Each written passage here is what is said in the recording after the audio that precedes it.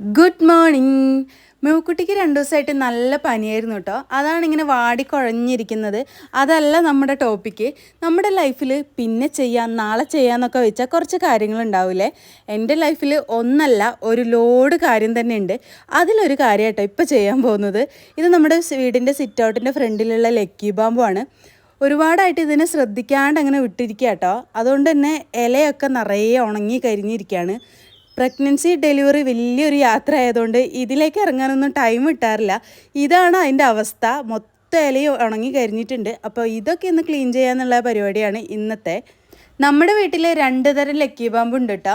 ഒന്ന് ഈ പച്ചയും ഒന്ന് ഈ മറ്റേ കാണുന്ന പച്ചയിൽ വെള്ള ഷെയ്ഡ് വരുന്ന ഒന്നും കേട്ടോ. അതാട്ടോ കാണാൻ കുറച്ചുകൂടെ ഭംഗി. ഗാർഡനിങ് ഇഷ്ടപ്പെടുന്നവർ ഒരുപോലെ ഇഷ്ടപ്പെടേണ്ട ഒരു കാര്യമാണ് ഈ ക്ലീനിങ് എന്ന് പറയുന്നത്. ഇത് മസ്റ്റായിട്ട് ചെയ്യണം, ഇല്ലെങ്കിൽ ഗാർഡൻ കാണാൻ ഒരു വൃത്തി ഉണ്ടാവില്ല. അപ്പോൾ ഇല വെട്ടി വെട്ടി വെട്ടി ആവേശത്തിൽ കുറച്ചധികം ഇല വെട്ടിയോ എന്നൊരു സംശയം ഇല്ലാതില്ല. ചെടിയിലുള്ളതിനേക്കാൾ കൂടുതൽ നിലത്ത് ഇല കിടപ്പുണ്ട്. ഇലയൊക്കെ ഒന്ന് വെട്ടി ഇടയൊക്കെ ഒന്ന് കിളച്ച് കൊടുത്തിട്ട് വളം ഇട്ട് കൊടുക്കാനായിരുന്നു ആദ്യം വിചാരിച്ചത്. പിന്നെയാണ് വീട്ടിൽ വളം ഇല്ലാത്ത കാര്യം ഓർത്തത്. അപ്പോൾ വളമൊക്കെ വാങ്ങിയിട്ട് അതൊക്കെ പിന്നെ ഒരു ദിവസം ഇട്ട് കൊടുക്കാം. പിന്നെ വെട്ടിയ ഇലയൊക്കെ അടിച്ചു വാരി കൂട്ടി അന്നേരം തന്നെ വാരി കളഞ്ഞിട്ടുണ്ട്. ലക്കി ബാമ്പുവിൻ്റെ ഇടയിൽ തലയെടുപ്പോടെ നിൽക്കുന്ന ഒരു ചെടിയാട്ടോ ഈ കാണുന്നത്. ഇത് ഭയങ്കര ബുഷിയായിട്ട് തന്നെ വളർന്നിട്ടുണ്ട്.